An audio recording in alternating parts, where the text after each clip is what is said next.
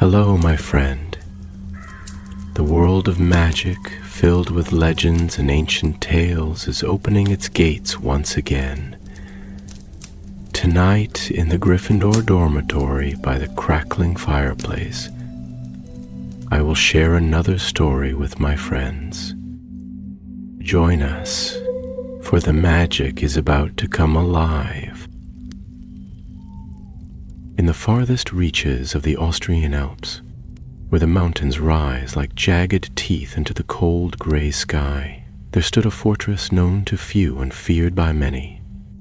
Nurmengard it was called, a towering prison carved of black stone with spires that pierced the clouds and walls so thick that no echo of mercy could escape. Behind those walls dwelled a darkness that had once threatened to swallow the wizarding world whole, and within that darkness he waited. It was the year 1945, and war thundered across the continents. Muggle and magical alike felt the tremors, but deep beneath the surface of that greater conflict stirred a shadow more ancient and cunning. Gellert Grindelwald, master of the dark arts, bearer of the Elder Wand, and self-proclaimed savior of wizard kind. He spoke of a new world, free of secrecy, ruled by magical might. And many had believed him. Many still did, but not all. Far from Nurmengard, in the quiet heart of Britain, the wind curled around the towers of Hogwarts School of Witchcraft and Wizardry, where time seemed to breathe more slowly. Within a high office filled with curious instruments, books stacked to the ceiling, and the gentle ticking of enchanted timepieces, Albus Dumbledore stood before a flickering fireplace, his blue eyes narrowed with silent thought. He had just received a message, delivered not by owl, but by flame. The face of a man had appeared in the hearth, pale and drawn, his eyes wide with dread. "I've found it," the man had whispered. "The Black Mirror. He's going to use it. We have days at most." Then the flames had vanished, and the fire returned to normal. Dumbledore had known this day would come. He turned to the great phoenix perched beside him. "It begins, Fawkes," he murmured, reaching out to stroke the bird's scarlet feathers. The phoenix let out a low, solemn trill. Dumbledore turned away, and in a flurry of cloak and decision began to move. The Ministry of Magic was quieter than usual when Dumbledore arrived that night. News of Grindelwald's movements had begun to ripple through the ranks, and though no one dared say it aloud, there was fear in the corridors.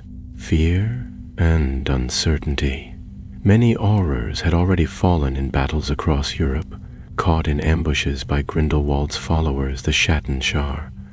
Others had defected. Only a handful could be trusted now. In a narrow chamber beneath the Department of Magical Law Enforcement, 5 figures sat waiting. All rose when Dumbledore entered. "Thank you for coming," he said, his voice calm but urgent. "You are here because time is short and because I trust you. That will have to be enough." Among them was Madame Varga, a Hungarian witch and expert in defensive enchantments, Cormac Shaw, a grizzled Irish curse-breaker with a long scar down his neck, René Dubois, a French duelist who had once faced Grindelwald and lived to tell of it, Minerva McGonagall, then a young but fiercely talented transfiguration prodigy, and finally Gideon Ollivander, Wandmaker's son and skilled in the crafting of magical objects. Each nodded as Dumbledore laid out what he had learned. Grindelwald had uncovered an ancient magical artifact, one thought lost to time, the Black Mirror of Lyrian Vale. A creation of a long-dead seer, the mirror did not simply reflect, it revealed truths so painful they could break a man's mind. But Grindelwald had twisted its power. He meant to change memory itself, rewriting loyalty and history in one stroke. With it, he could unmake resistance before it began. The team's task was clear: Infiltrate Nurmengard, find the Black Mirror, and stop Grindelwald before he could use it. The danger was unimaginable, but no one stepped back. Dumbledore nodded once. Then, prepare yourselves. We leave at dawn. The journey to Nurmengard was perilous from the very first step. They traveled by Thestral-drawn carriage through the clouds, silent and unseen. Crossing borders cloaked in enchantments, they flew past ruined villages and cursed forests, lands scorched by Grindelwald's march. Shadows flickered in the snow and strange lights danced across the sky, remnants of magical battles still echoing. Each member of the team carried with them an object of significance, enchanted for this mission: protective wards, revealing stones, vials of phoenix tears. Dumbledore himself bore no visible weapon, but the power that shimmered faintly in the air around him spoke of deeper magic than most could name. On the third night, they camped in the Vale of Svartwald, beneath the cover of a mountain cave. There, Dumbledore laid out a map, one older than any ministry record, drawn in ink that shimmered silver under moonlight. It showed Nurmengard's layout: a twisting tower with a labyrinth of underground vaults. The mirror, Dumbledore believed, was hidden in the Sanctum Noctis, the deepest chamber of the fortress. "But how will we breach the gates?" asked Rennie Dubois, eyeing the black sigils drawn across the outer wall. Dumbledore traced a finger along a forgotten passage on the map. "There is a servant's passage, carved during construction, then sealed. It was hidden with blood wards, and it has not been used in over 100 years. But I believe I can open it." "And if you can't?" asked Cormac. "Then we shall knock," said Dumbledore with a small smile, "and hope they are not too surprised to answer." The fire crackled quietly. No one laughed. At last, the day arrived.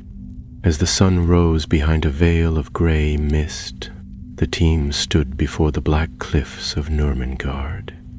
It loomed like a spear of stone, wrapped in thunder clouds, its highest tower veiled in magical haze. The air crackled with enchantments, some ancient, some recent. The smell of old fire hung heavy on the wind. Dumbledore raised his wand. In the snow, he found a patch of smooth rock, marked faintly with a rune nearly lost to time. He whispered words in a tongue no longer spoken. The stone shivered. The mountain groaned, and a narrow path opened before them, winding into darkness. Without a word, they entered. Torches flared to life as they passed, responding to Dumbledore's presence. The air was cold and close, the walls slick with ice. Their footsteps echoed as they moved deeper, crossing forgotten halls and long-abandoned kitchens. Dust drifted like mist. Every shadow seemed to breathe. Then a sound, a whisper, a scuffle, steel drawn in the dark. They were not alone. Dumbledore halted, eyes gleaming. "We have company," he said softly, and from the far end of the corridor, a figure stepped into the torchlight. Tall, robed in gray, a silver mask concealing their face. "The Schattenschar," murmured Minerva, wand raised. The battle for Nurmengard had begun. The masked figure stood unmoving in the corridor's mouth, wand glinting under torchlight. The air was brittle with tension, and for a brief moment no one moved. Then came a whisper, a voice dry as parchment. "You do not belong here." Dumbledore stepped forward, calm as ever, his wand hidden beneath the folds of his cloak. His voice was low, steady. "We are not here to belong. We are here to end this." The figure tilted its head, and from the shadows behind it came two more, robed in the same gray, masks polished like bone. These were Grindelwald's elite guard, the Shattenshar, once scholars and artists, now twisted into weapons by dark enchantment. There was no negotiation to be had with them. A flick of a wand, and the corridor exploded into light. Spells ricocheted from wall to wall, casting jagged shadows. Dubois dove behind a pillar, firing jets of violet flame. Madame Varga summoned a whirling shield of blue light, blocking a bolt of sickly green magic that shattered stone behind her. McGonagall moved like quicksilver, transfiguring a chunk of wall into a stone wolf that leapt upon their enemies with a snarl. But it was Dumbledore who held the center. His magic was not loud. It did not roar or crackle like the others. It shimmered, golden and silent, rippling through the air like a song remembered. With the flick of his wrist, chains of light burst from the ground, wrapping around one masked attacker.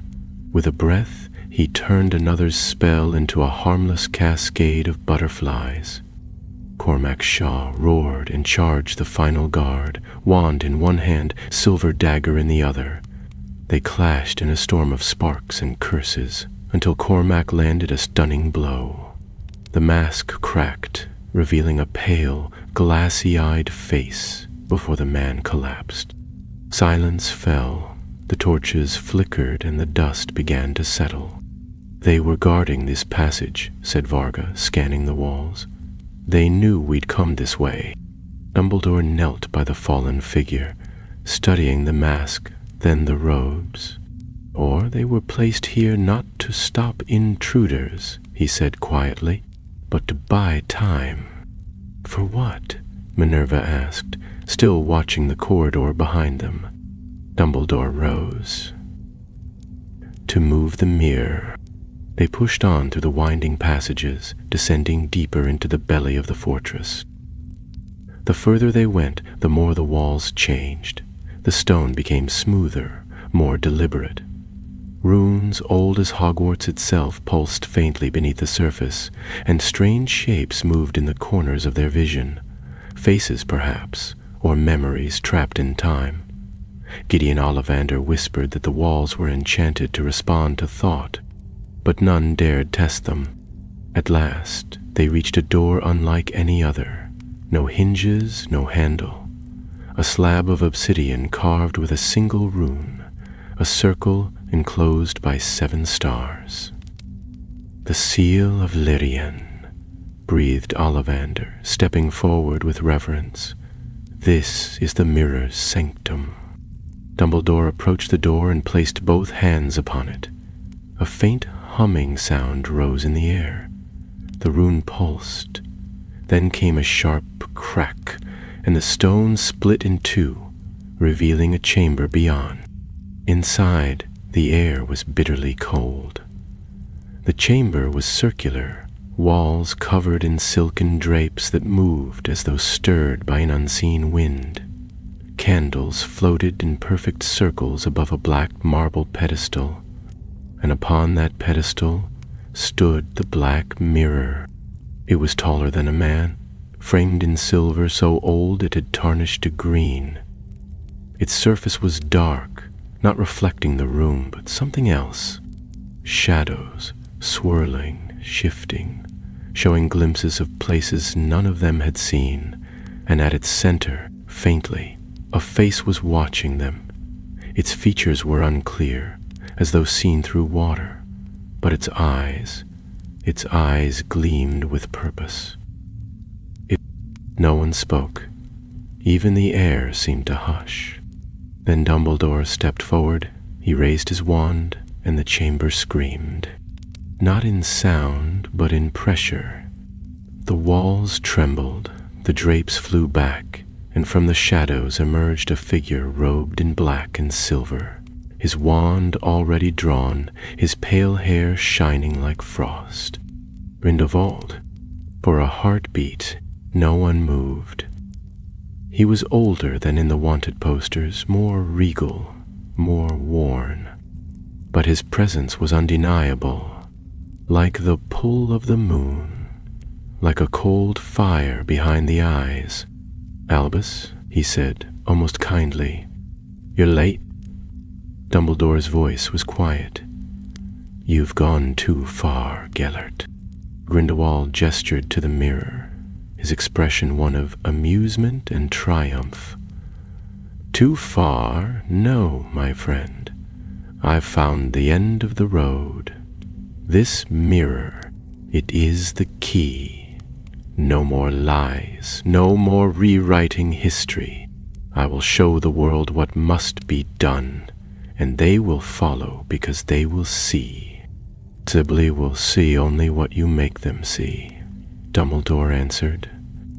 "You've twisted the truth so often you no longer know it when it stares you in the face." Grindelwald laughed, a soft, sharp sound. "You still believe truth is something pure, something simple?" "No, Albus, truth is useful, and with this mirror it becomes mine." He raised his wand, and with a cry of fury, Dubois lunged.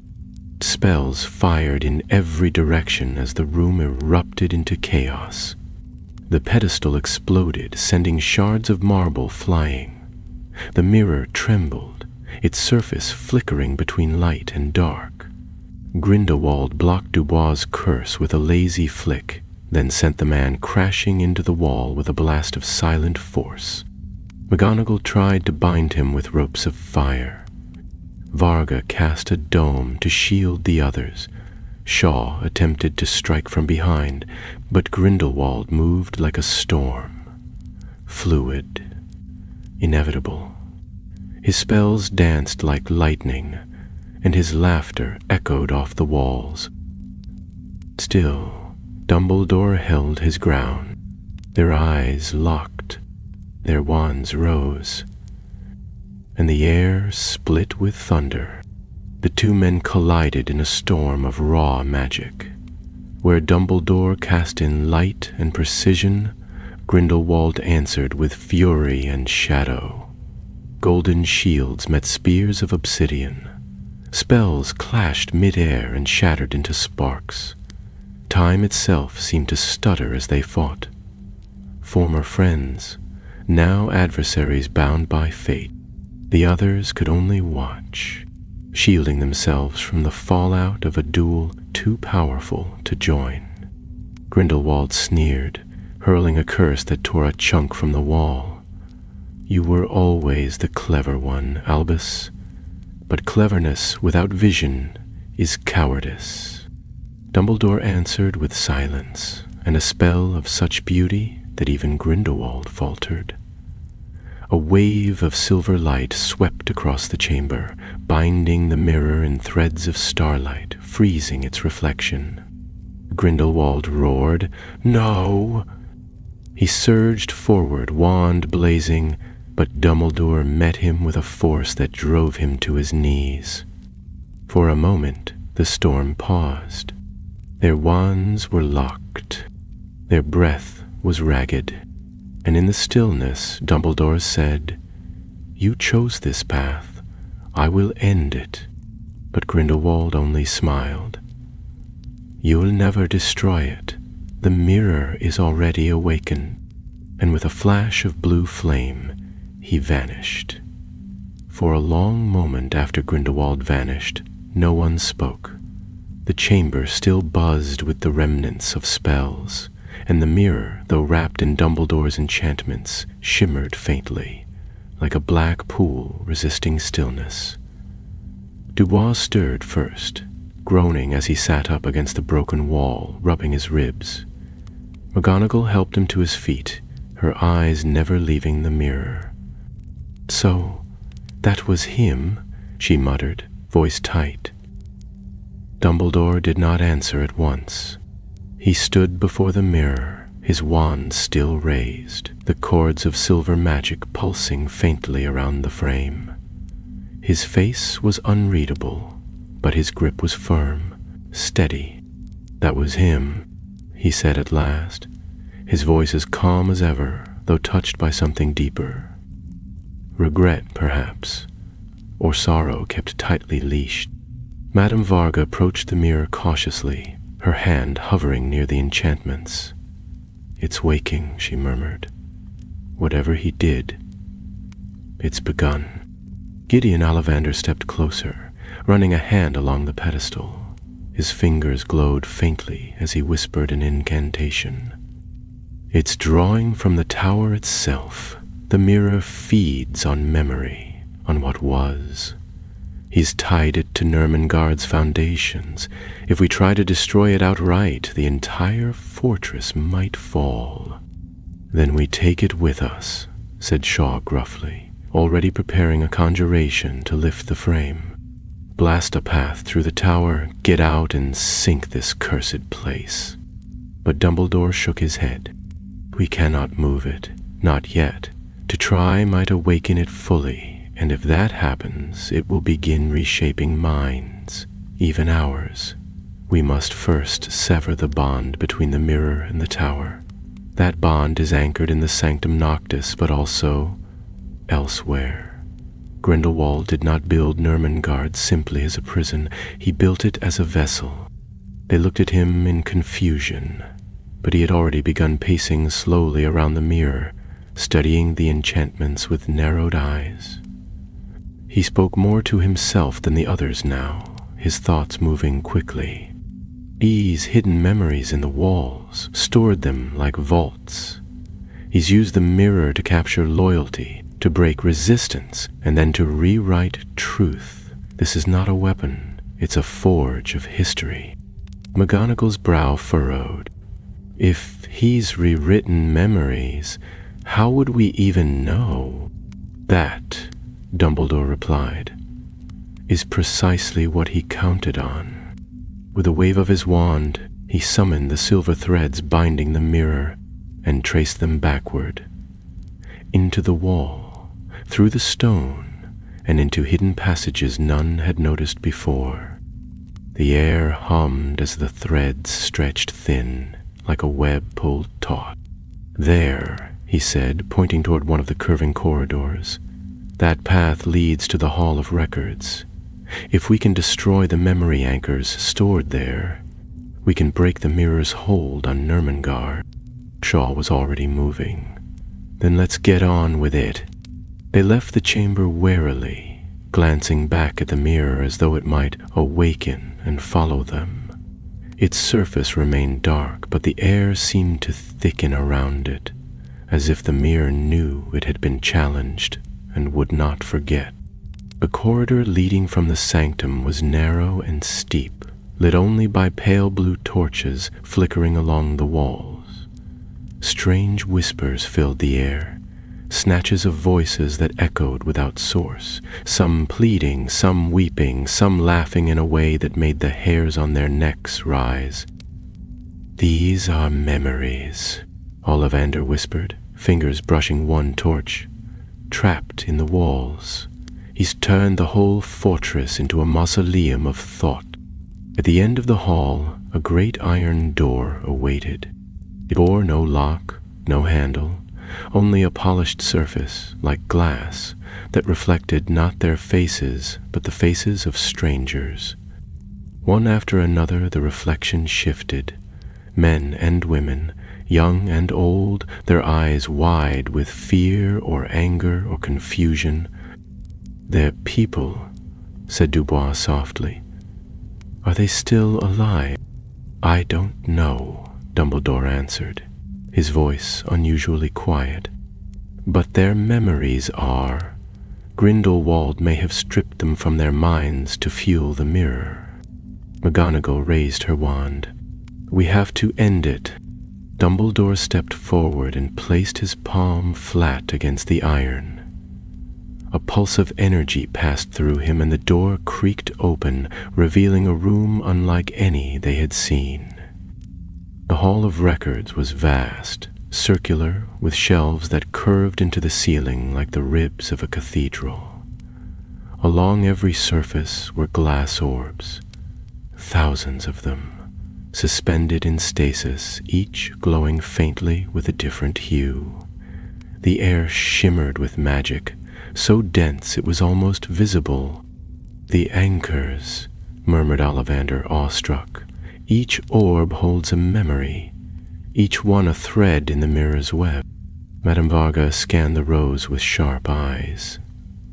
"If we destroy the wrong ones, will it break the enchantment or trigger a backlash?"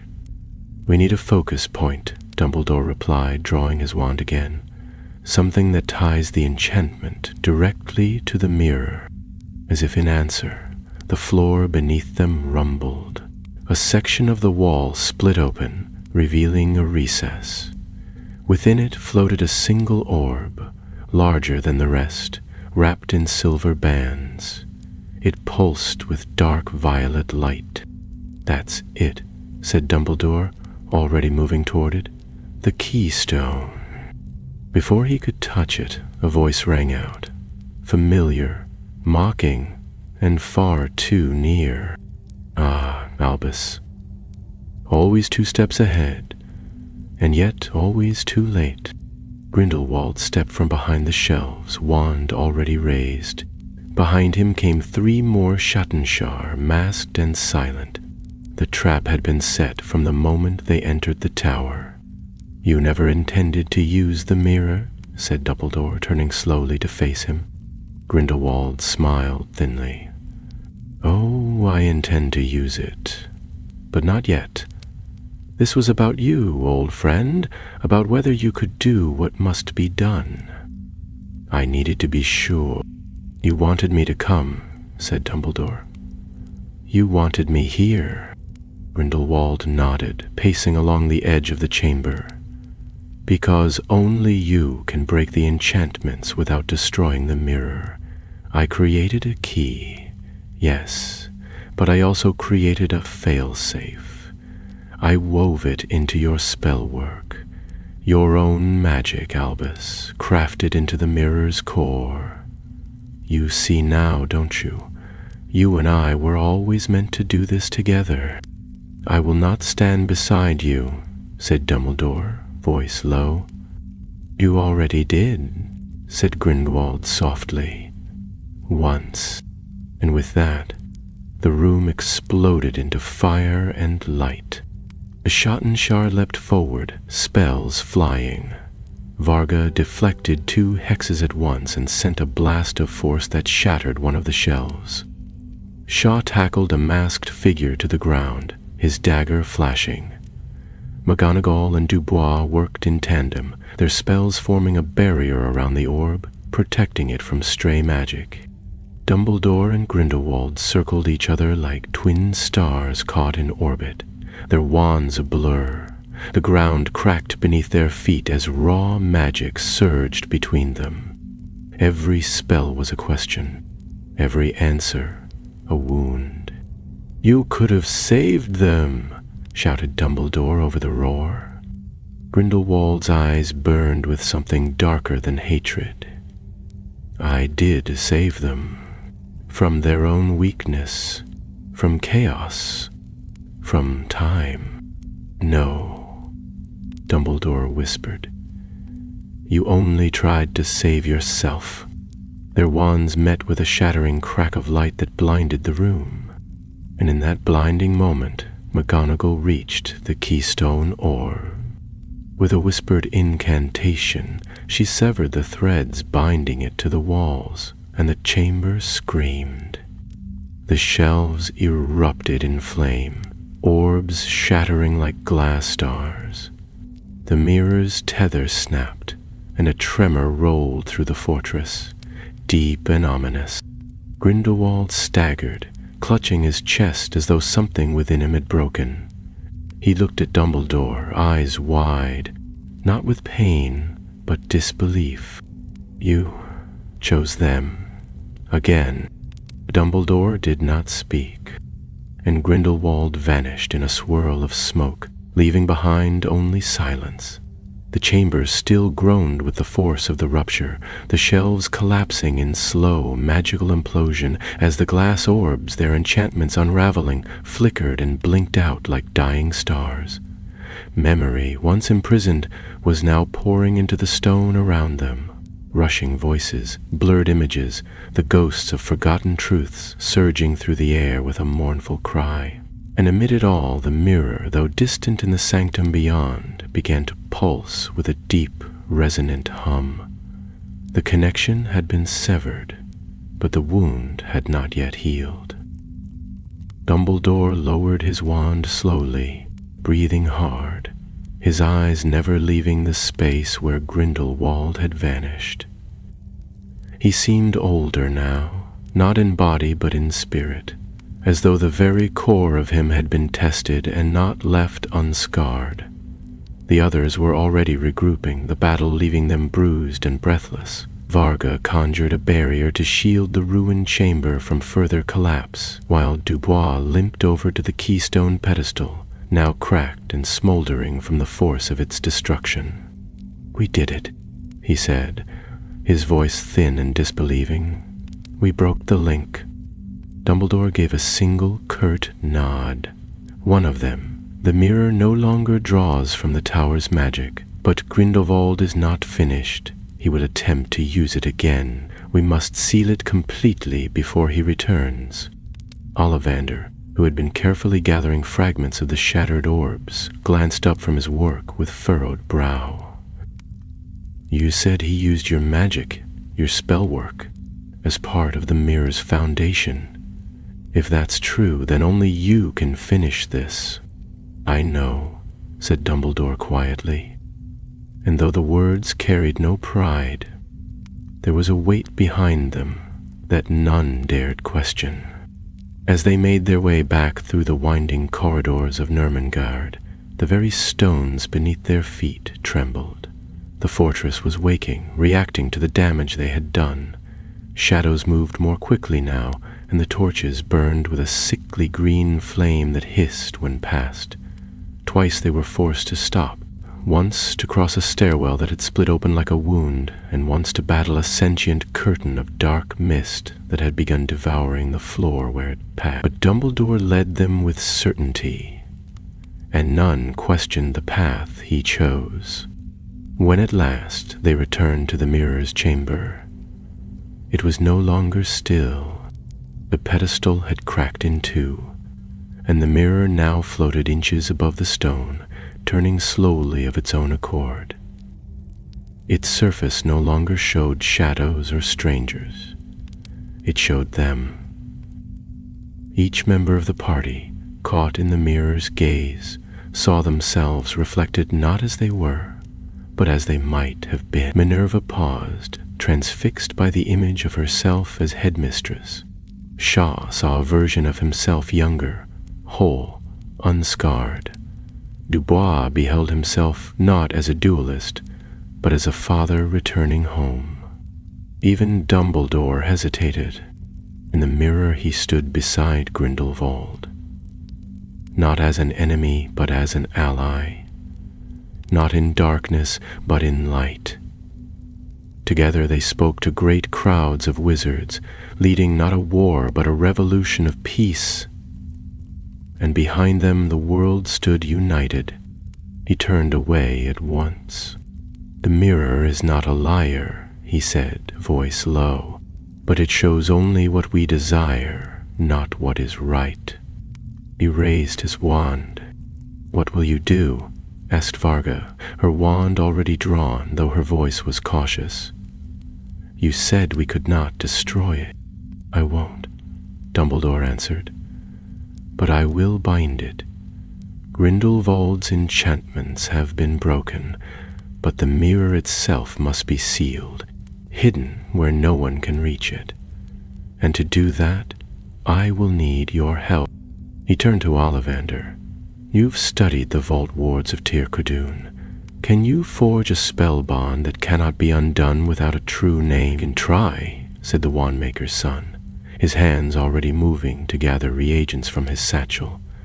Threads of thestral hair, slivers of silver birch, a single phoenix feather kept in a glass vial. To Varga, Dumbledore gave the task of constructing the protective shell. "The spell I cast will not hold.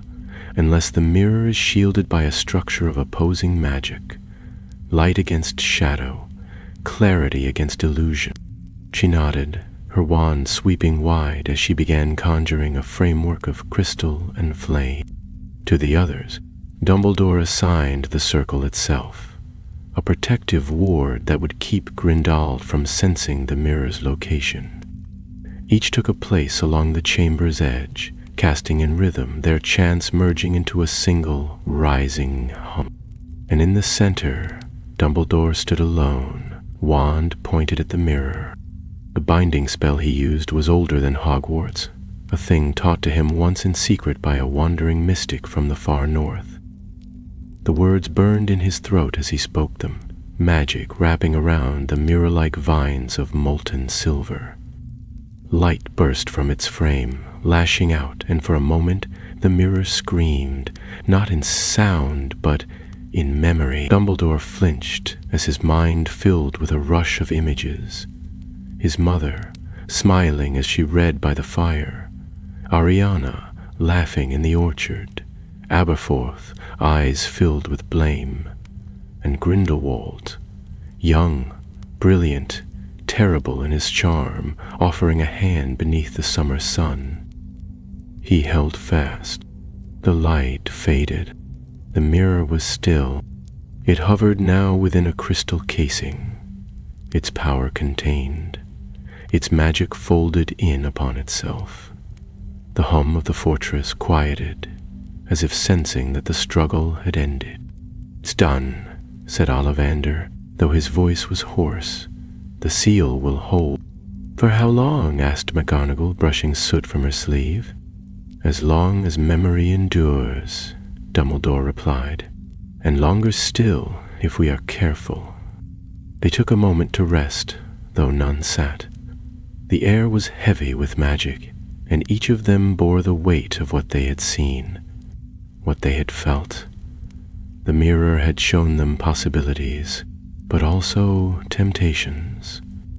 It was a dangerous thing, far more so than any weapon forged of wood and core. "What do we do with it now?" Shaw asked, eyeing the crystal with distaste. Dumbledore was silent for a long moment. Then, slowly, he looked toward the ceiling, as if seeing far beyond the stone. "We bury it," he said at last. "Not in earth, but in time, somewhere forgotten, somewhere even I cannot find it again." The team did not question him. That night, before they left the fortress, they descended to the deepest vaults and sealed the mirror away, encased in warded stone, behind sigils written in a language only 2 living people still knew. And when the door closed, there was a sense, unmistakable, that something ancient had gone to sleep. They emerged from Nurmengard just as dawn broke over the eastern peaks. Snow had begun to fall, soft and clean, covering the scars of battle. The tower stood silent behind them, its magic dormant, its master defeated. At least for now. Dumbledore paused once before disapparating, his eyes on the highest window of the fortress. A shadow passed across it, or perhaps it was only a trick of light. He said nothing, but his expression darkened. Grindelwald had escaped, and the war was not over, but the mirror was sealed, and that for now was enough. Snow continued to fall as they made their way down the slope, its quiet hush broken only by the crunch of boots and the occasional murmur between companions. The wind had softened, though the chill still clung to them, wrapping around cloaks and slipping beneath collars.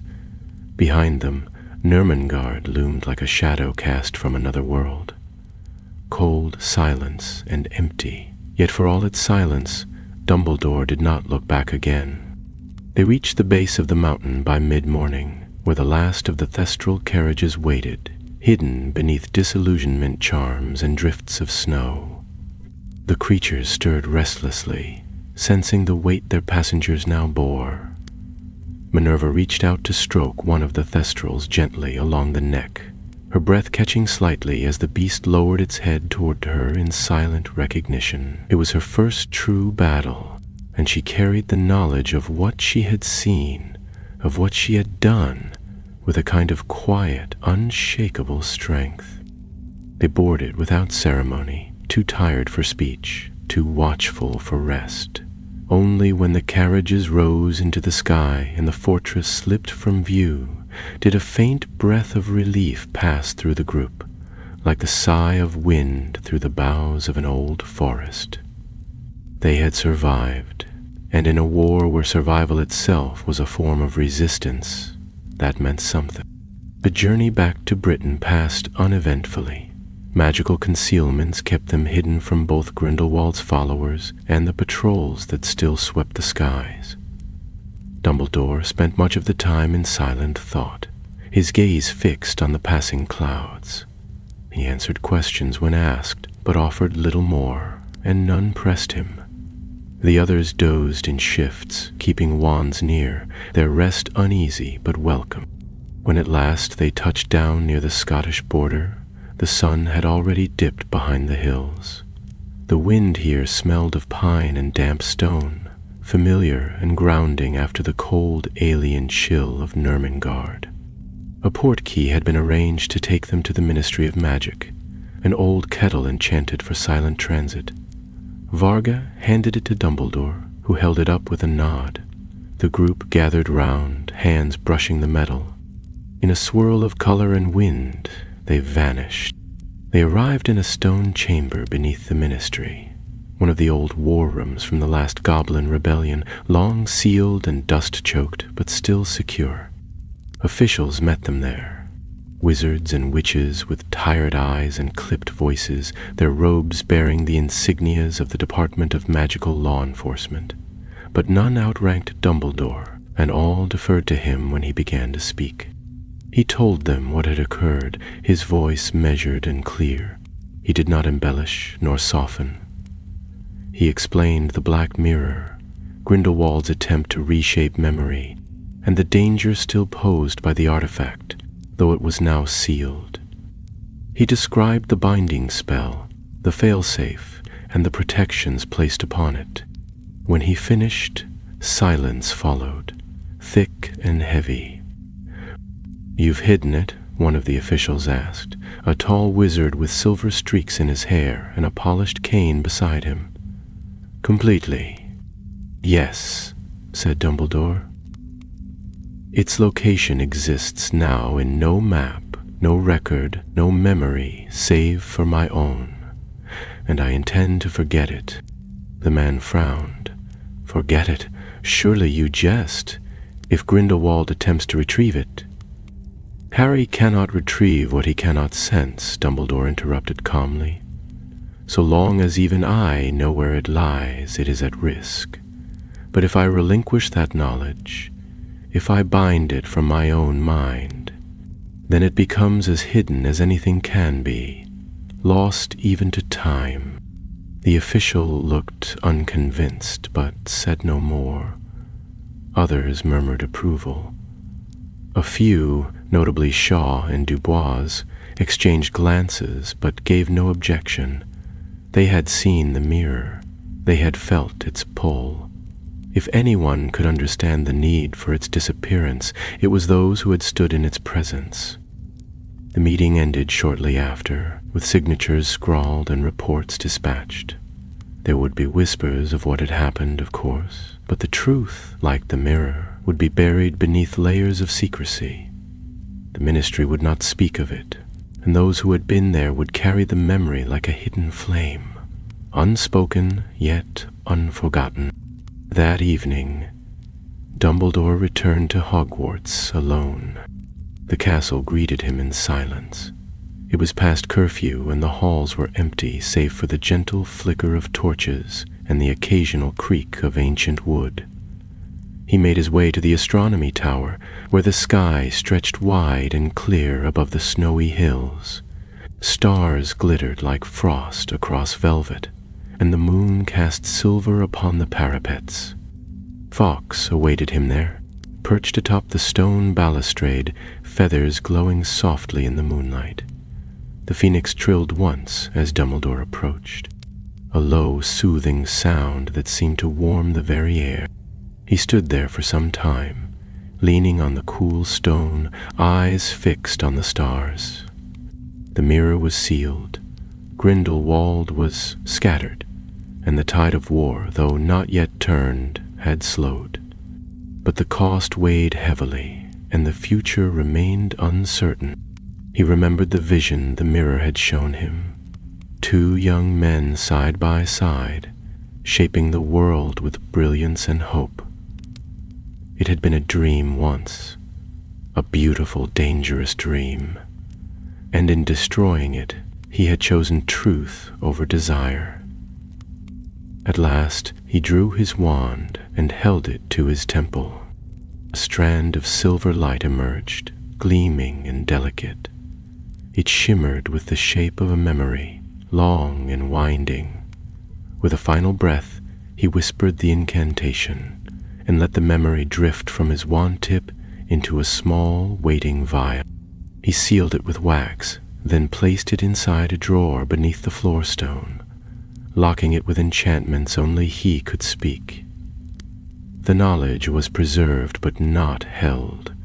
The mirror's secret was no longer his burden to bear. Far below, the castle slumbered, unaware of what had passed in distant mountains. The students would rise in the morning to another day of lessons, laughter and whispered secrets in the common rooms.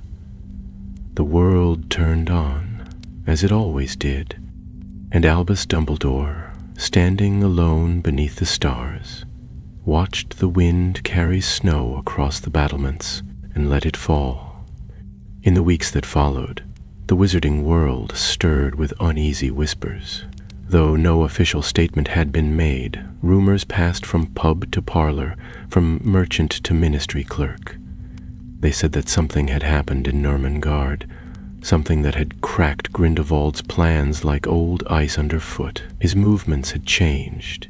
His followers, once bold and brutal, had grown quieter, their attacks less frequent, less coordinated. Some claimed Grindelwald himself had been wounded, that he no longer appeared at the head of his forces, but operated from the shadows once more. Few knew the truth. Fewer still understood what had been prevented. At Hogwarts, life returned to its steady rhythm. Snow blanketed the grounds well into March, coating the stone bridges and covering the Quidditch pitch in soft white. Students trudged to lessons with scarves wrapped tightly and fingers pink from the cold, while the castle's ancient warmth kept hearths glowing and meals hearty. For them, war was a distant thing, discussed in hushed tones, heard of in letters, but kept outside the gates by magic, tradition, and Dumbledore himself. In the great hall, candles floated as always, casting golden light on the 4 house tables. Laughter echoed beneath the vaulted ceiling, and the clink of goblets and plates filled the air. But in the staff room and the shadows of the corridors, there lingered a tension that had not been there before. Something unspoken had changed, not in the castle's stones, but in its headmaster. Albus Dumbledore returned to his duties with the same gentle humor and sharp wit he had always shown. He taught lessons with quiet brilliance, answered questions with that familiar twinkle in his eye, and corrected misbehavior with the same blend of kindness and firmness that left students both chastened and curious. But those who had known him longest, Minerva especially, noticed the difference. He was quieter now in the evenings and often wandered the castle alone after nightfall, walking through the long, cold corridors as though searching for something not quite visible. He spent more time in the astronomy tower and less in the staff meetings. He declined invitations to speak at the ministry, and when asked about Grindelwald, he offered only measured, non-committal replies. The fire behind his eyes had not dimmed, but it had turned inward, burning not for show, but in silence. One evening, as spring crept hesitantly toward the highlands, Minerva found him in the greenhouse courtyard, where the first crocuses had begun to push through the frost. He stood beside a stone bench, gazing at the stars just beginning to appear above the towers. She approached without speaking, her steps muffled by the moss-strewn flagstones. "You've been walking the grounds more than usual," she said, folding her arms against the chill.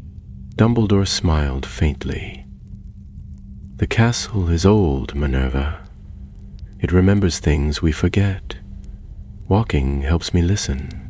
She studied him for a moment, noting the tiredness beneath his eyes, the way his shoulders held a little more weight than before. "And what is it telling you tonight?" "That time is moving again," he replied after a pause. "For a long while it felt as though we were caught in stillness, waiting for something terrible to arrive. But now, something has shifted." Minerva nodded. "The students can feel it too. They're asking questions. Some of the older ones want to join the fight. I keep telling them it's not their battle yet." "They're right to ask," said Dumbledore, brushing a hand across the petals of a blooming crocus. "The world they'll inherit is shaped by the battles we fight now. But they must also understand that not all wars are won with wands." She hesitated, then said quietly, "You never told me what the mirror showed you." He did not answer at once. The wind stirred the leaves, and the stars seemed to shine a little brighter. "I saw a world where Grindelwald and I never parted, where we worked together, not to conquer but to create. A world without secrecy, without fear. It was beautiful, but not real," she said softly. "No," he replied, "not real." They stood in silence for a time, and then he turned to her with a faint wry smile. "You'll make a fine headmistress one day, Minerva." She raised an eyebrow. "Planning to retire?" "Not yet, but one must always plan for the future." That night, as the castle settled into sleep, Dumbledore returned to his office. The fire in the grate had died down to embers, and Fawkes dozed on his perch, his feathers ruffling with each soft breath. The shelves were lined with books once again, and the silver instruments spun quietly, measuring things known only to their maker. He moved to his desk, opened the drawer beneath, and lifted the vial containing the memory. The location of the mirror, the path through Nurmengard, the spell that bound it. It glowed faintly in the low light, a coil of silver thought caught in glass. He studied it for a long moment, then carried it to the pensieve in the corner of the room. With careful hands he poured the memory into the basin. It swirled and shimmered, casting flickering light across the walls. "Obliviate," he whispered. And just like that, the memory was gone. The vial lay empty in his palm, lightless and hollow. He returned it to the drawer and sealed it with a word. When he sat again at his desk, he felt the absence like a weight lifted. Not a relief exactly, but a stillness. The secret was no longer his. He leaned back in his chair, eyes drifting to the window where the stars wheeled slowly overhead. Somewhere out there, Grindelwald was gathering his strength, nursing wounds both real and imagined. There would be other battles, perhaps greater ones, but the mirror, his greatest weapon, was beyond his reach. And in that quiet moment, with the castle sleeping and the fire hissing low, Albus Dumbledore allowed himself a single breath of peace. Snake arrived at last in the Scottish Highlands, and with it came green on the hills and warm wind through the windows of the high towers. At Hogwarts the lake thawed, and the giant squid returned to its lazy patrol beneath the rippling surface. Students spent more time outdoors, their books forgotten in patches of sun, while the staff resumed lessons with their usual blend of patience and gentle exasperation. For a time the world felt lighter, yet beyond the castle grounds darkness still lingered. Grindelwald's forces had not vanished. They had only retreated, scattered to the mountains of Durmstrang, the forgotten villages of Eastern Europe, and the shadowed corners of the world where fear grew easily and trust was slow to root. Reports came in fragments, entire wizarding families disappearing overnight, ministries across the continent in quiet uproar, Aurors falling in ambushes that left no footprints. Though the mirror was lost to him, Grindelwald had not surrendered his cause. He merely turned his gaze elsewhere. The Ministry of Magic, still bruised by years of indecision, responded with caution. Officials debated, committees argued, and meanwhile Dumbledore was summoned more often than ever. He stood before courtrooms, councils, and cabinets, not with titles or commands, but with reason. His words carried weight, not only because he had faced Grindelwald, but because he did not speak of glory or vengeance. He spoke of duty. But not all listened. The stars? One storm-lashed evening, Dumbledore sat across from a man named Thaddeus Crane, the senior undersecretary for international magical security.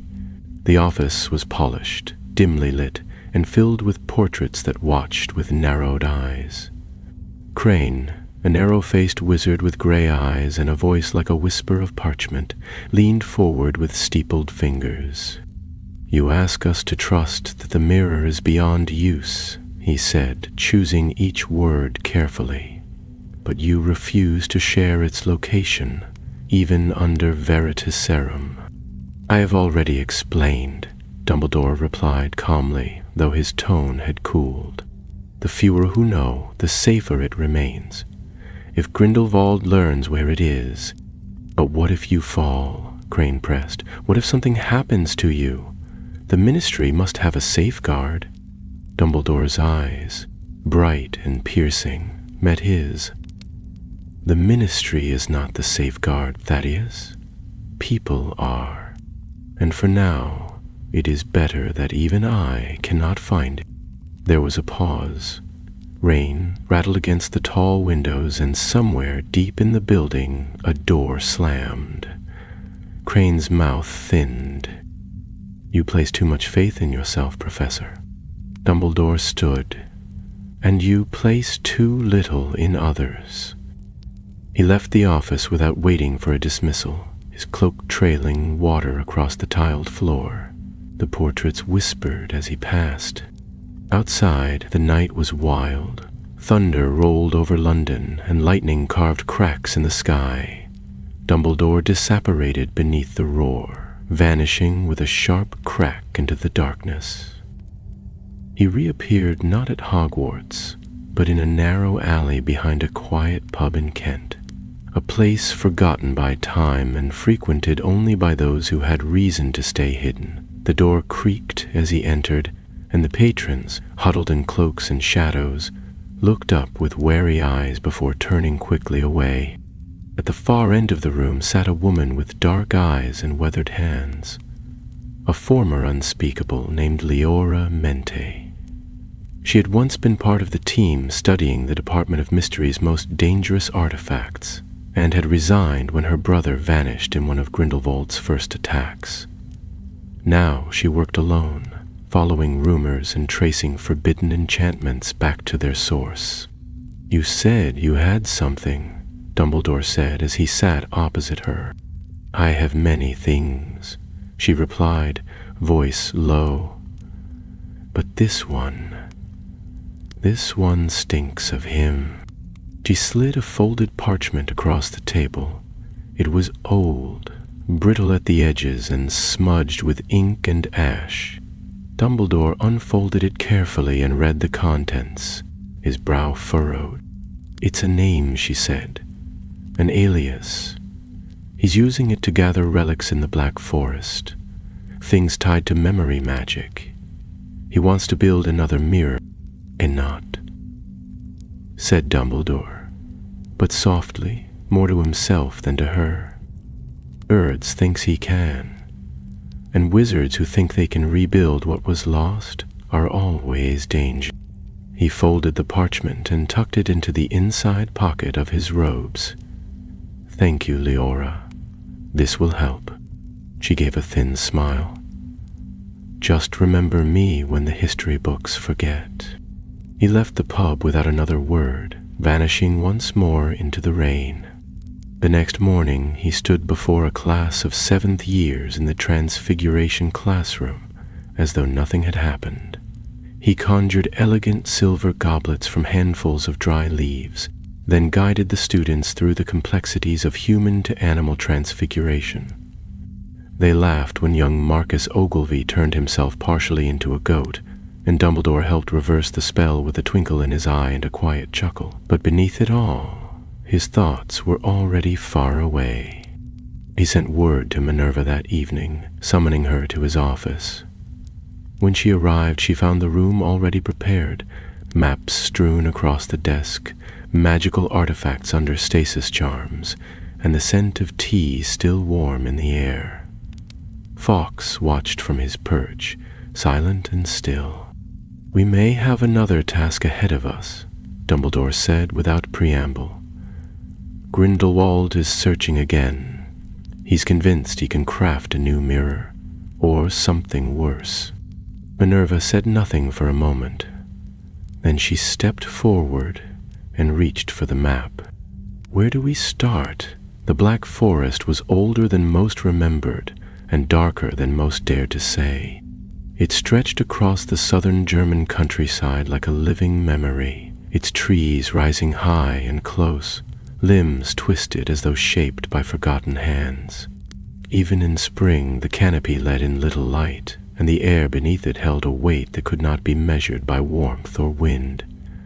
Things whispered there, not loudly, not often, but enough to make any wizard tread with care. It was to this ancient place that Dumbledore and Minerva came, days after their quiet meeting in the tower. Their arrival was swift, unannounced, and shielded by the oldest disillusionment charms Dumbledore knew. They traveled in silence, wands at the ready, their path guided by Leora's parchment and Dumbledore's instincts, which had rarely failed him. The forest resisted their presence in small but stubborn ways. Spells took longer to cast, fire flickered low no matter the fuel, and direction itself seemed to blur, trees shifting ever so slightly when unobserved. Their destination was a ruin deep within the forest's heart, a monastery swallowed by vines and snowmelt, once sacred to a magical order that vanished before the statute of secrecy had been written. The map called it Felsenkirch, the stone church, though only fragments of its once great archways remained. Yet magic still clung to its bones like moss, and Grindelwald, it seemed, had found a use for the place. It was nearly dusk when they reached it, slipping through a curtain of hanging ivy and crossing what had once been a threshold of stone. The forest muffled all sound, and the air inside the ruin felt cooler, heavier. Dumbledore raised his wand, casting a detection spell that shimmered briefly and faded. "He's been here," he murmured. "Recently." Minerva knelt near the base of a broken pillar, brushing aside leaves to reveal markings in the stone. "Ritual sigils," she said, her voice low. "Memory-bending runes, similar to the ones we saw at Nurmengard."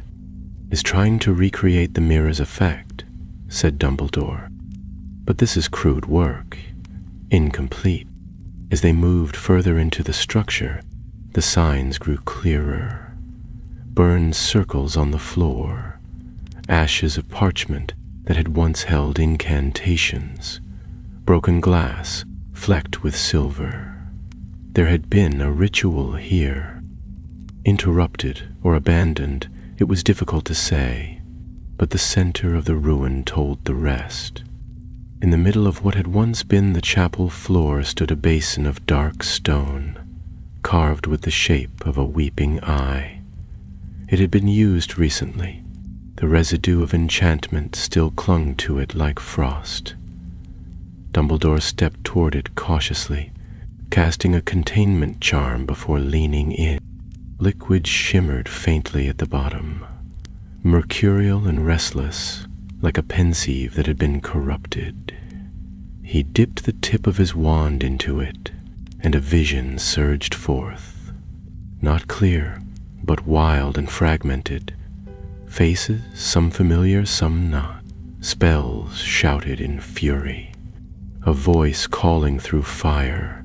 And then Grindelwald himself, his eyes blazing, chanting words in a tongue not heard in centuries. Dumbledore withdrew quickly, breathing hard. "He's attempting to summon stored memory," he said. "Not from within himself, but from the forest. The trees here, the ground, even the stone. It remembers, and he means to give it form." "But why?" asked Minerva, staring at the basin. "If he cannot reach the original mirror, what purpose would a shadow of it serve?" "Because even a shadow can cast fear," Dumbledore replied. "And fear is sometimes all a tyrant needs." As he turned to examine the rest of the ruin, a flicker of movement caught his eye. He stilled, raising his wand. Minerva did the same, stepping carefully to his side. "Reveal yourself," Dumbledore called, his voice firm but not angry. For a moment, nothing happened. Then, from behind a crumbled column, a figure emerged. Young, slight, and plainly terrified. He wore robes too large for his frame and carried no wand. His hands were lifted in surrender. "I'm not one of them," he stammered. "Please, I didn't know what it was." Minerva lowered her wand slightly. "Who are you?" "Caspar," he said. I'm a scribe from a village west of here. I came because someone told me this place held visions, that I could see the truth of things. I didn't know it was cursed." Dumbledore studied him. "Who told you to come?" Caspar hesitated. "A man, tall, pale hair. He wore gray, and his eyes were wrong. He said if I poured the right ingredients into the basin, I could see what I had lost." "Did you?" Minerva asked. The young man nodded slowly. "I saw my brother. He died last winter, but in the basin he was still alive. He smiled at me." "That wasn't memory," Dumbledore said gently. "That was illusion, a baited hook." "I know," Caspar whispered, "but for a moment I believed it." They brought him outside the ruin and gave him water and food conjured from Dumbledore's wand. The young man sat in silence, staring at his hands as though ashamed of them. Dumbledore placed a hand on his shoulder and spoke softly. "There is no shame in longing, but dark magic feeds on longing. It twists it into something hollow. Go home, Caspar. Tell no one what you saw here. Forget the face of the man who lied to you." The young scribe nodded and after a moment rose and disappeared into the trees, his steps uncertain but determined. As the moon rose high above the ruin, Dumbledore and Minerva turned back to the task at hand. They destroyed the basin first, shattering the stone with a series of controlled spells. Then they set about dismantling the enchantments left in the ground, undoing the sigils and siphoning the lingering memory magic into containment runes that Minerva sealed within a lead-bound case. By the time they finished, dawn was beginning to color the horizon in pale silver. Before they left, Dumbledore paused at the edge of the ruin. He looked out over the forest, then raised his wand one final time. With a complex motion, he summoned thick vines, roots, and earth to cover the site. Slayer upon layer of nature swallowing stone until the structure was no more than a mound of moss beneath the trees. "Let the forest forget," he said. Minerva stood beside him. "And what of Grindelwald?" Dumbledore sighed. "He's testing, probing for weakness. But I believe this was not meant to succeed. It was meant to draw us out, to see if we're still watching." He nodded. "And now he knows that we are." Together they stepped into the shadow of the trees, disillusionment charms shimmering to life around them as they vanished into the wild. The days that followed were filled with silence, not the comfortable stillness of peace, but the kind that presses against the edges of thought, waiting. Dumbledore and Minerva returned to Hogwarts by quiet paths, apparating through hidden glens and ancient ley lines that crossed the North Sea like invisible thread. No news came of Grindelwald's movements. No raids were reported. No new relics vanished into shadow. It was as though he had vanished into mist, but Dumbledore knew better than to be comforted by quiet. At the castle, spring had come into full bloom. The grounds were awash with color, and the lakes sparkled beneath cloudless skies. Students lounged by the greenhouses. Hagrid was seen tending to a clutch of hippogriff eggs with uncharacteristic delicacy, and the staff resumed their routines with the ease of familiarity. Yet beneath the surface of Hogwarts life, the air still carried a certain tightness, as though the castle itself held its breath. One evening, as students made their way to the Great Hall for supper, a small package arrived for Dumbledore. It came not by owl, but by flue, delivered through a fireplace that had not been used in years. It was wrapped in oilskin and sealed with green wax bearing no mark. Dumbledore received it in silence, his expression unreadable, and carried it to his study without a word.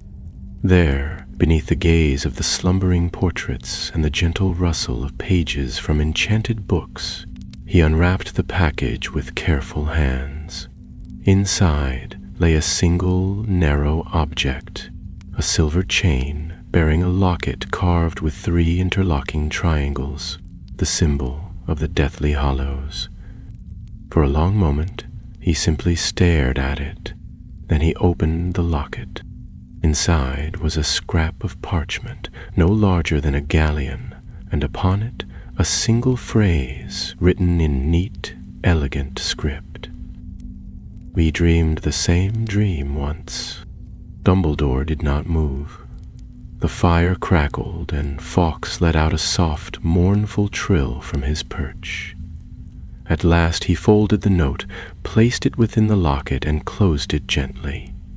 He stared into the fire for a long time afterward, the flames dancing in his eyes, until a soft knock interrupted the stillness.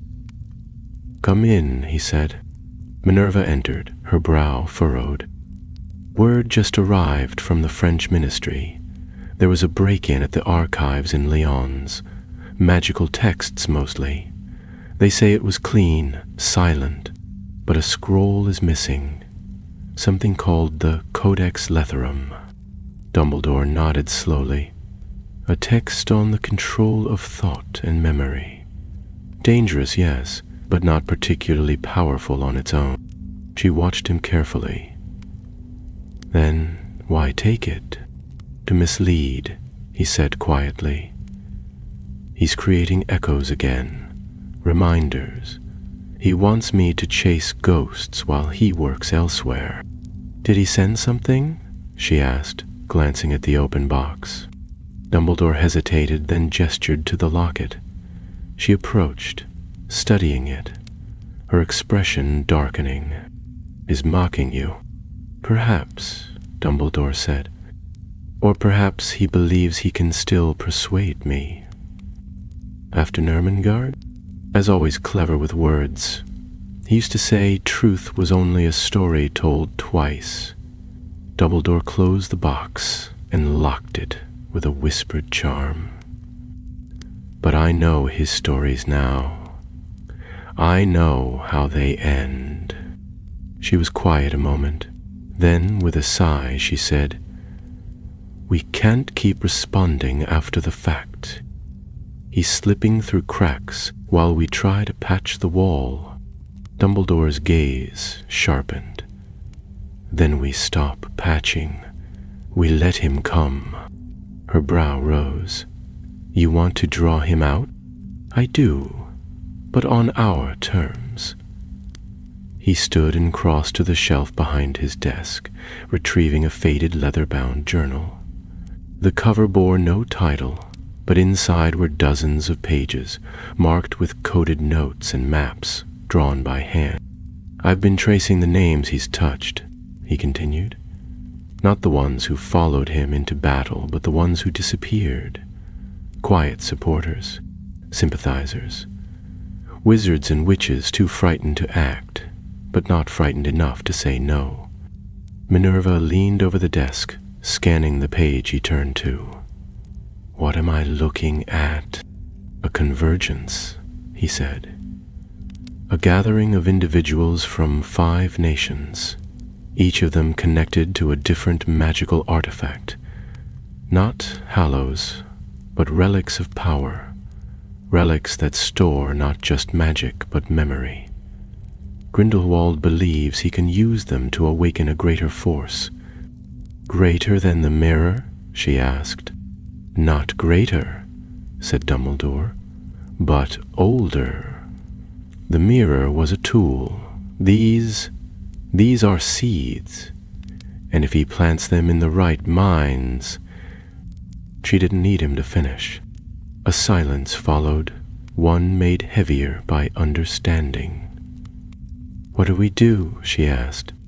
"We call upon the old oath," Dumbledore replied. "The one forged during the time of the Warlock's Accord." She blinked. "You don't mean—" "I do. The Circle of 7, but they haven't been called in over 100 years. The last time was—" "The Fire of Aesgard," Dumbledore said, voice low. "I remember. And do you think they'll answer now?" He turned back to the locket, his fingers tracing the Hallow symbol. "I think they already have." That night, under a sky filled with storm clouds and stars, owls were dispatched to 7 corners of the magical world. Each bore a letter sealed with ancient magic, written in Dumbledore's own hand. They flew to places forgotten by maps, a monastery deep in the Carpathian Mountains, a vault beneath the sands of Cairo, a floating city lost in mist off the coast of Norway. And to each who received it, the message was the same. "The dream lives, the danger grows. Meet me at the Tower of Ash before the new moon. The fire's not yet out." The Tower of Ash stood alone upon the gray cliffs of Durnhall Head, a narrow crag that jutted into the sea like the finger of a fallen giant. The waves crashed far below, their endless rhythm muffled by the wind that swept around the stone keep, howling through cracks and broken battlements. It was an old place, older even than Hogwarts, its foundations sunk deep into the rock, its history written not in books, but in scars. No map marked it now. Few wizards remembered it, and fewer still dared to seek it out. It had once served as a watch-post for the earliest Auror conclaves, then later as a neutral meeting ground for the great magical families during the founding wars. But in the centuries since, it had fallen into disuse, its halls growing cold and silent. Only in times of grave peril was it called upon. And now, for the first time in over a century, the fire at its heart had been lit. They came not all at once, but in 2s and 3s, each arriving in silence beneath the veil of night. From the Carpathians came Madame Velia, her cloak of storm-gray velvet soaked with rain, her eyes lined with the weariness of someone who had seen too many visions. From the Isle of Uist came Callum Bradan, tall and broad-shouldered, carrying the polished stave of the old druidic line, which shimmered faintly with runes older than Latin. From Cairo, beneath the desert moon, arrived Selim el-Mazur, sand still clinging to the edges of his robes and the faint scent of crushed myrrh trailing in his wake. Others followed, Haruto of the Pearl Court, whose family had once guarded the hidden libraries of Yokohama, Una of the frozen valleys from the deep north, whose words were few but whose magic sang in the air around her. And lastly, to the quiet surprise of them all, came Armel de Clare, former head inquisitor of the French ministry, long thought to have vanished after refusing to serve Grindelwald. They gathered in the central chamber of the tower, where a great hearth blazed with magical flame and the ceiling rose so high above that it vanished into shadow. The walls were carved with old runes that pulsed faintly, as if stirring from sleep. The chamber held no chairs, no banners, and no seats of honor. There was only a long stone table and the weight of shared purpose. Dumbledore stood at the head of the table, robes trimmed in midnight blue, the firelight dancing in his eyes. He welcomed each in turn, offering no grand speech, no proclamation, only quiet thanks and a place in the circle. When all had arrived and the door was sealed behind them, he began.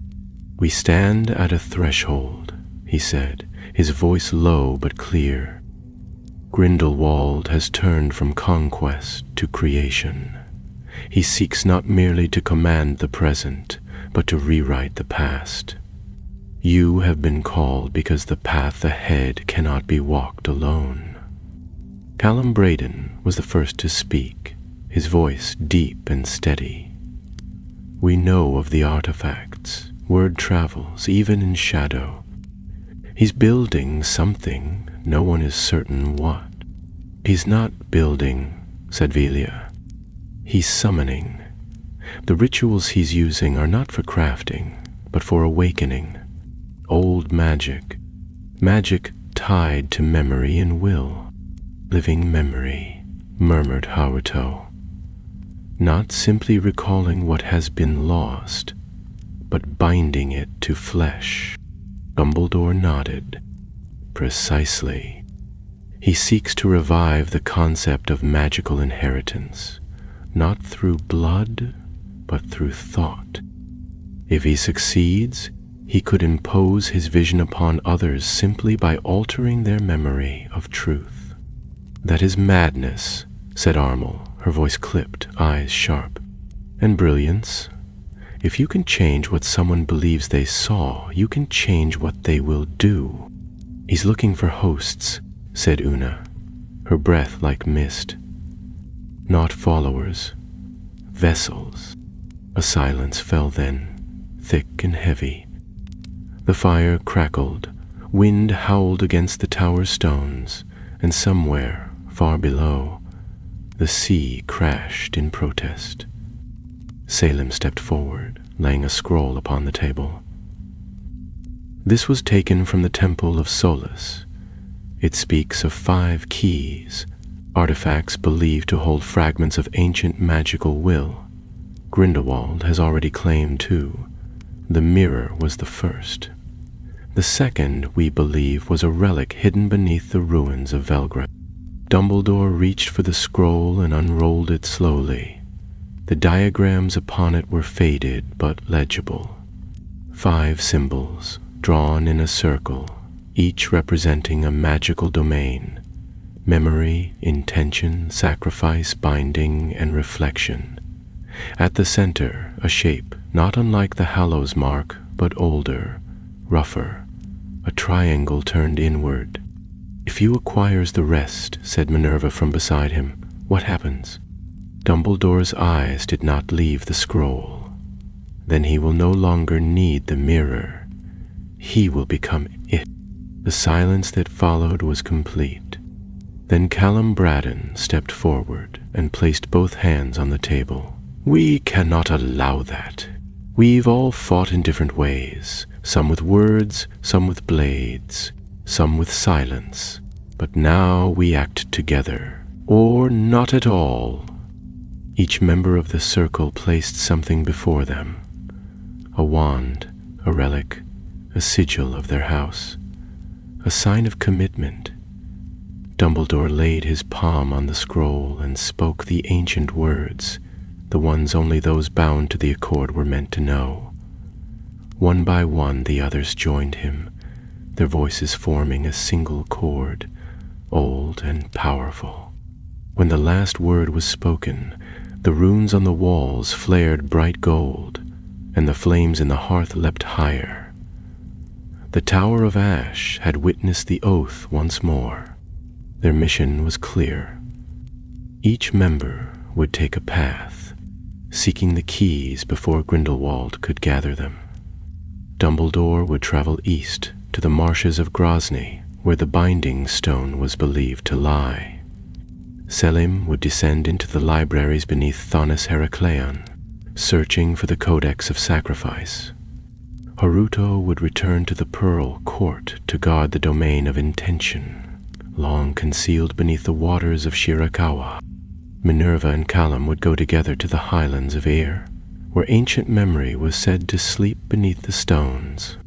Una would watch the winds, and Velia, as ever, would follow the dreams.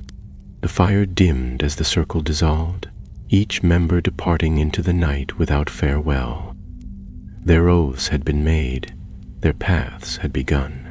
And far, far away, in a forgotten ruin lit by cold fire, Grindelwald sat alone, the third key in his hands. He smiled. The journey to Grozny was not undertaken lightly. Dumbledore traveled alone, for it was not a path meant for two. The marshes that lay beyond the city, once home to a forgotten enclave of magical seers, had long since slipped into decay. Few dared tread there now, not for fear of beasts or men, but because the land itself remembered sorrow. The Binding Stone, if it still existed, was said to lie at the heart of the marsh, buried beneath stagnant water and twisted trees whose roots drank not only from the soil, but from memory. He arrived at dusk, cloaked in charms that shielded him from sight and weather. The wind carried the scent of wet bark and bitter herbs, and mist hung low over the reeds like the breath of some ancient creature. His boots sank deep into the mud with every step, but he pressed on, following a trail that no longer existed to the eyes of most. It was not the first time he had walked into forgotten places, nor would it be the last. As he moved deeper, the marsh grew stranger. Shapes flickered at the edges of his vision, figures not quite solid, speaking in voices that faded before they could be heard. Some bore the faces of those he had once known, though he knew better than to greet them. The marsh played tricks on the mind, twisting thought into shadow, feeding on longing and regret. It was not unlike the mirror in its way. The difference was that here, memory did not reflect. It bled.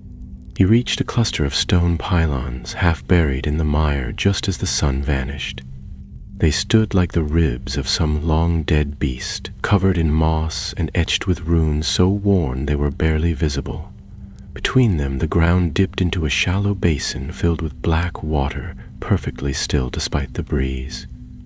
At its center stood a single stone monolith, no taller than a man's shoulder, but humming faintly with magic. The Binding Stone.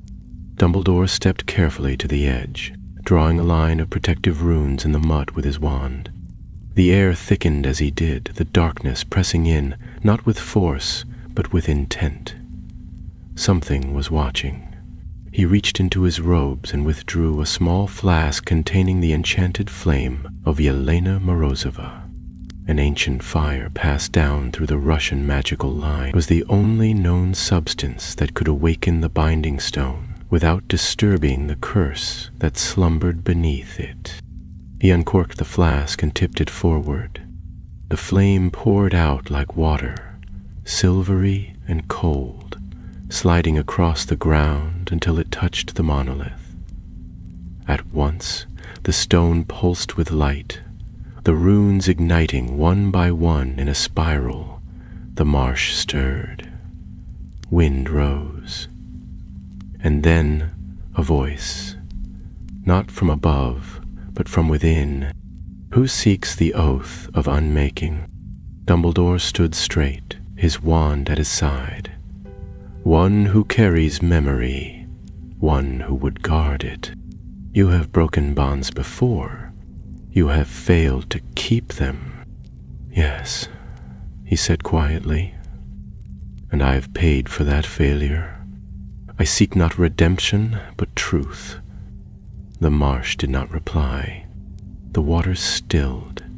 Then, slowly, a shape began to form atop the stone. A sigil, glowing with ancient light, hovering just above the surface. It was not a key in the traditional sense, but a binding mark, one that, when joined with its counterparts, could seal magic into the very bones of the earth. Dumbledore reached forward and drew it into the air with his wand, capturing the mark in a crystal phial prepared for that purpose. He turned to go, but behind him the reeds parted. 3 figures stepped from the mist, clad in gray, their faces hidden behind silver masks shaped like serpents. Each raised a wand, the tips glowing with cold light.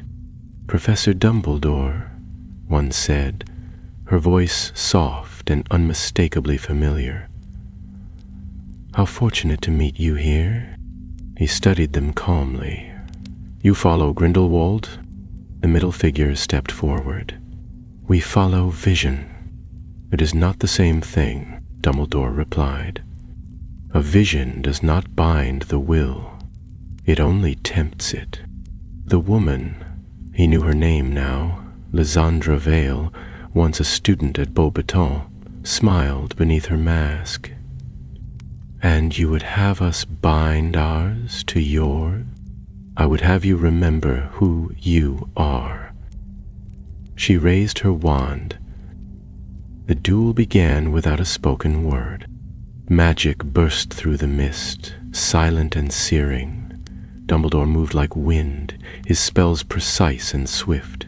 He turned one curse into ice and shattered another mid-air. The marsh itself seemed to awaken, water leaping at his command, roots twisting to shield him. The masked figures fought with fury, their movements practiced, coordinated. They had trained together for this. But Dumbledore had not come unprepared. With a murmured incantation, he summoned a flare of golden light that blinded the clearing for a single breath. When it faded, 2 of the 3 were on the ground, stunned. Lysandra remained, breathing hard, wand trembling. He stepped toward her, his wand lowered. "It's not too late," he said. "There is still a place for you, if you choose it." She looked at him through the mask, and, for a moment, he thought he saw something shift in her eyes. Then she vanished with a crack of disapparation, leaving the marsh silent once more.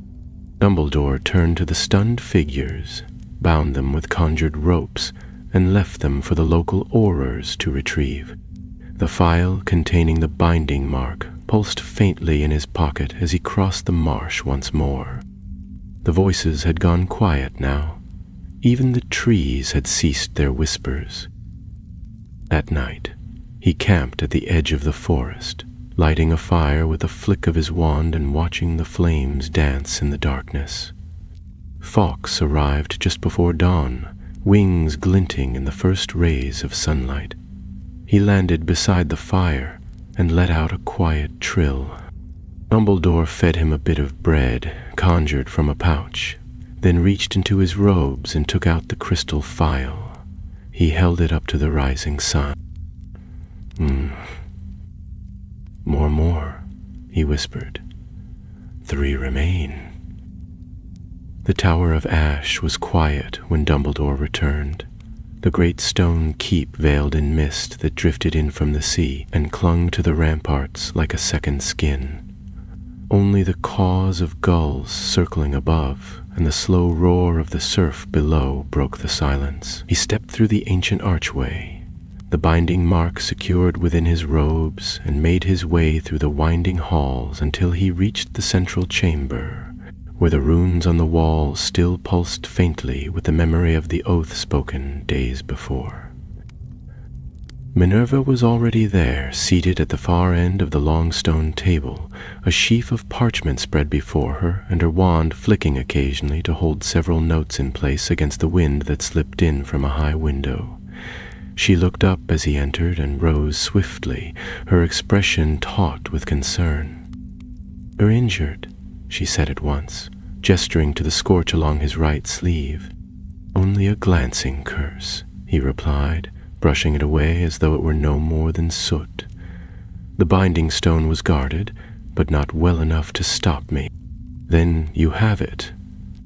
He reached into his cloak and withdrew the phial.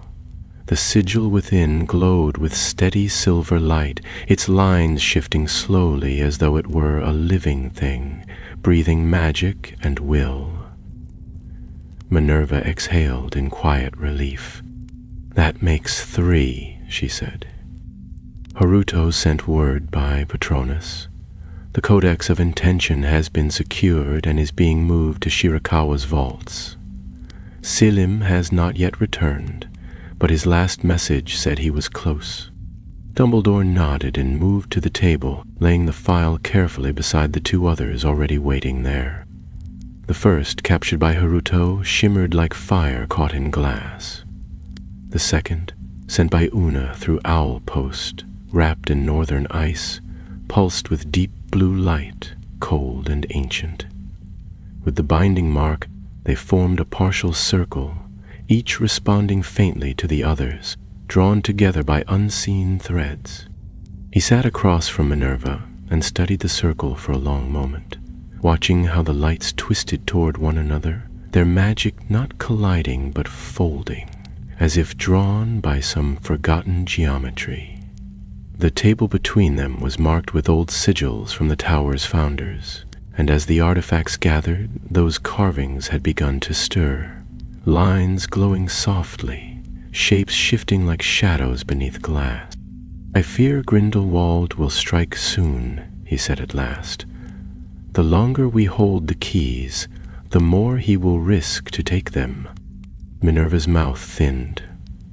"He's already begun. There was an attack on the Shyburn Institute last night, an outpost in England. No injuries, but they took records on wandlore, memory-binding theory, and something called the Enclave Heck. Experimental work," Dumbledore said, frowning. "Attempts to store spells and thought alone.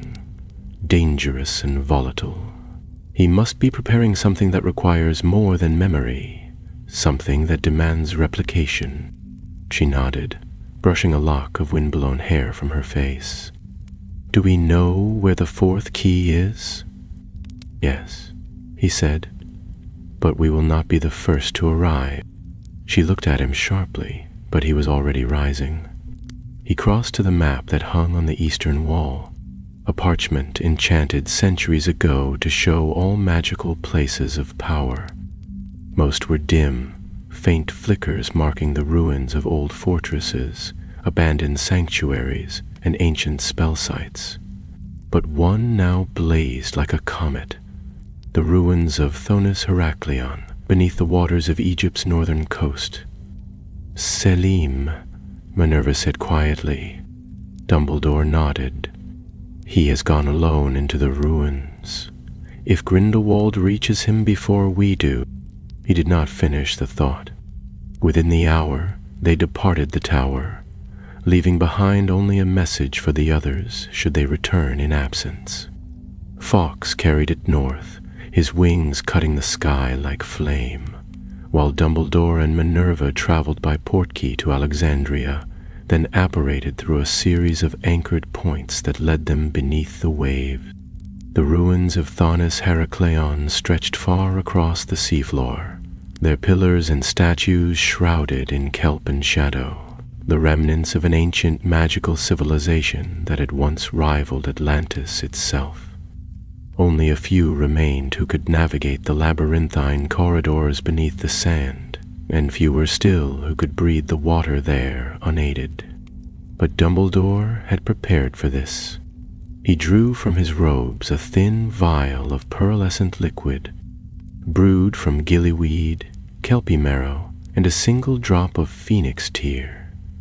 They drank it together, and with a whispered spell their cloaks stiffened into swim robes, and their breaths slowed.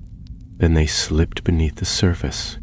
The descent was slow, the light fading with every meter, until only the glow of Minerva's wand and the faint gleam of Dumbledore's enchanted compass lit their path.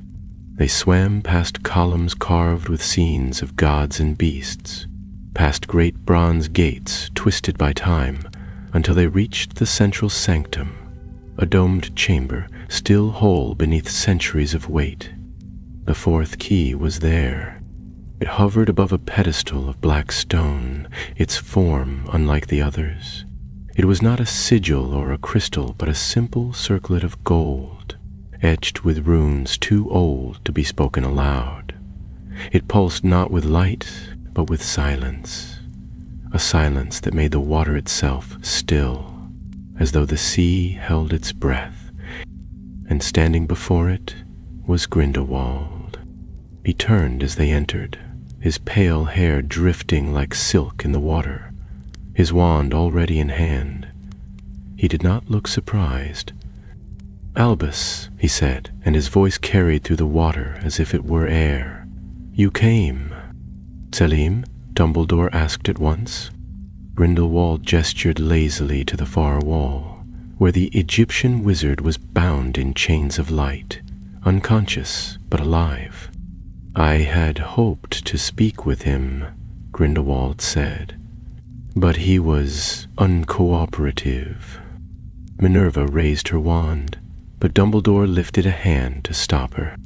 "What do you want, Gellert?" he asked. Grindelwald's smile was faint but cold. "To finish what we began. You may not remember the dream, Albus, but I do. I remember every word we spoke beneath the apple tree. I remember what we promised. We were children," Dumbledore said, "and the dream became a nightmare. But it can be redeemed," Grindelwald replied. "You and I, the keys united, not for power, but for change. The world is ready. They want to be shown. They'll want freedom," Dumbledore said, his voice sharp now. "Not control, and you seek only the illusion of order, shaped in your own image." For a heartbeat, neither moved. Then, as one, they raised their wands. The chamber lit with spells, brilliant and strange, weaving through the water like lightning through storm clouds. Dumbledore cast with elegance and precision, weaving barriers of light and shards of force. Grindelwald replied with raw power, his magic flaring like wildfire, breaking coral and cracking stone. Minerva moved like a current beside them, shielding Selim, countering curses, striking with clean, exact precision. The duel shook the sea. At last Grindelwald faltered, forced back by a spell of such force that the pedestal shattered. The circlet rose into the water, free for a moment, spinning between them. Grindelwald reached for it, but Dumbledore was faster. With a spell of pure containment, he sealed the circlet in a globe of magic and banished it into the depths, where a phoenix feather waited to carry it home. Grindelwald snarled, his eyes flashing. "You will regret this," he hissed, and in a whirl of black water, he vanished. Minerva swam to Selim at once, breaking his bonds with a whisper. Dumbledore floated a moment longer, staring into the dark where Grindelwald had gone, then turned away. The fourth key was theirs. One remained, and the storm had only begun.